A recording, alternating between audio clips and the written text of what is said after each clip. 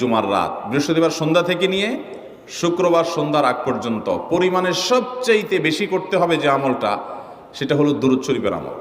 নবী করিম সাল্লাল্লাহু আলাইহি ওয়াসাল্লাম বলেছেন, আকসিরু আলাইয়া মিনাস সালাতি মিন ইয়াউমিল জুমআতি ওয়া লাইলাতিল জুমআহ, তোমরা জুমার দিন এবং জুমার রাতে আমার প্রতি বেশি বেশি দুরূদ পাঠ করবে, দুরূদ প্রেরণ করবে।